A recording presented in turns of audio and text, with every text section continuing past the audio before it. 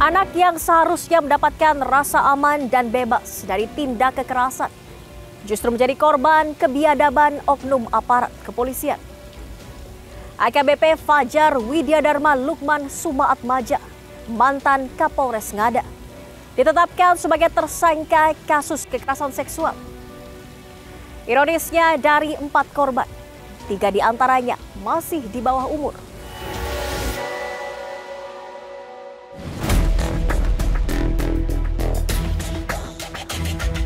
Mantan Kapolres Ngada AKBP Fajar Widyadharma Lukman Sumaatmadja resmi dijatuhi sanksi pemberhentian tidak dengan hormat dari Polri pada Senin 17 Maret 2025.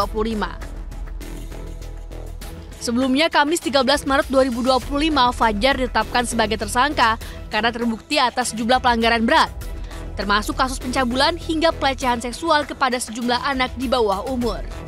Pada saat menjabat sebagai Kapolres Ngada Polda NTT telah melakukan perbuatan pelecehan seksual terhadap anak di bawah umur, persetubuhan anak di bawah umur, perzinahan tanpa ikatan pernikahan yang sah, mengkonsumsi narkoba, serta merekam, menyimpan, memposting, dan menyebarluaskan video pelecehan seksual terhadap anak di bawah umur.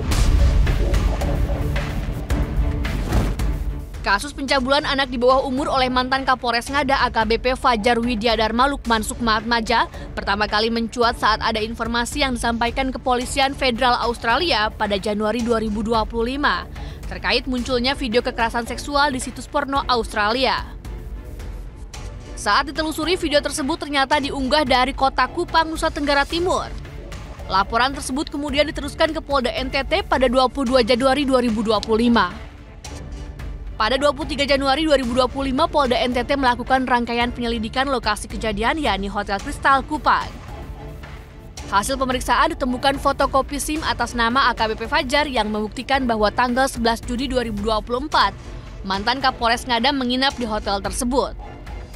AKBP Fajar memesan anak berusia 6 tahun melalui remaja perempuan berinisial F yang juga korban AKBP Fajar.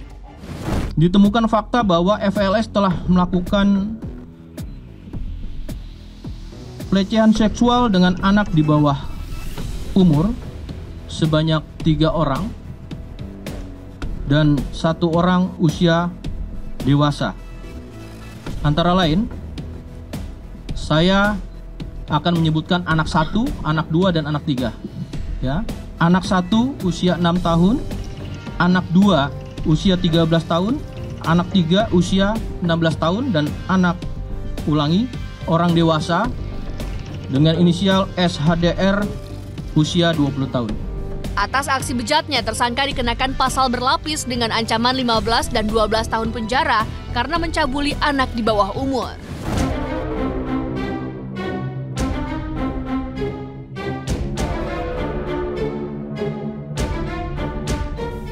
Seharusnya apakah saat ini Undang-Undang TPKS sudah cukup atau harus ada revisi terkait hukuman pelaku? Menurut saya sudah amat sangat cukup.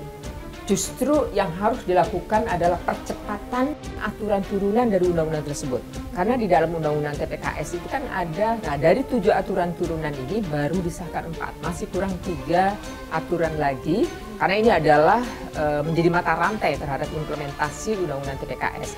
Lalu yang kedua, pastikan bahwa setelah semua aturan turunannya itu dibuat, seluruh APH di seluruh Indonesia harus memiliki perspektif yang berorientasi pada kepentingan korban. Namanya akses keadilan bagi korban untuk mendapatkan pendamping, untuk mendapatkan rumah aman, untuk mendapatkan pemenuhan hak-hak lainnya, itu bisa disediakan.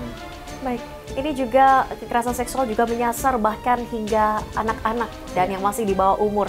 1 dari 3 anak di Indonesia pernah mendapatkan kekerasan seksual. Bagaimana untuk bisa menghentikan kekerasan terjadi kepada anak? Memperkuat sosialisasinya ya, untuk melakukan pencegahan. Yang terpenting ketika kita mensosialisasikan itu tidak sekedar mengetahui ada undang-undang, mengetahui ada lembaga penyedia layanan atau lembaga, misalnya sekarang sudah ada Direktorat PPA dan PPO misalnya, Tidak sekedar mereka tahu ada tempat untuk menyampaikan pengaduan. Tidak sekedar mereka tahu bahwa misalnya ada pendampingan.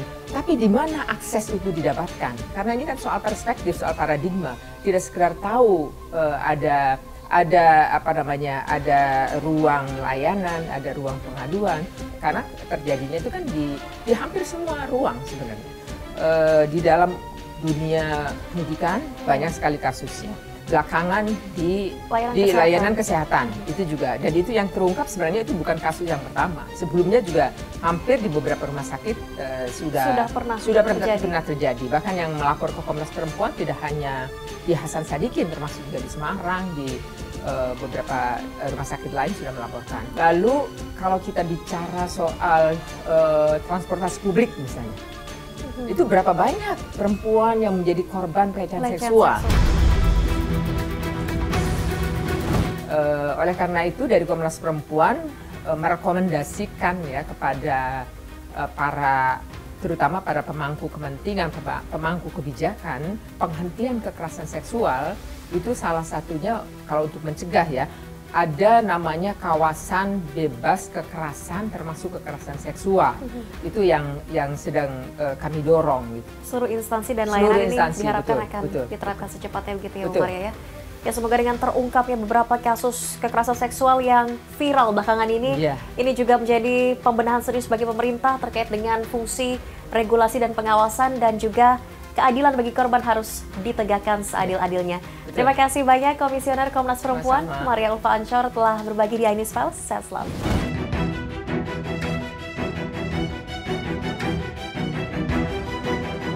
Terbongkarnya kasus kekerasan seksual yang dilakukan oleh orang-orang yang memiliki wewenang dan kekuasaan menjadi peringatan keras bagi seluruh pihak bahwa Indonesia sudah masuk dalam tahap darurat kekerasan seksual. Pihak yang seharusnya menjadi pengayom dan pelindung justru menjelma menjadi binatang buas yang siap memangsa siapapun korbannya. Jangan diam, teruslah bersuara demi anak-anak, perempuan, dan seluruh pihak agar tidak ada lagi yang menjadi korban. Jadi jangan bilang Anda tidak tahu akan permasalahan ini, karena kami sudah memberitahukannya.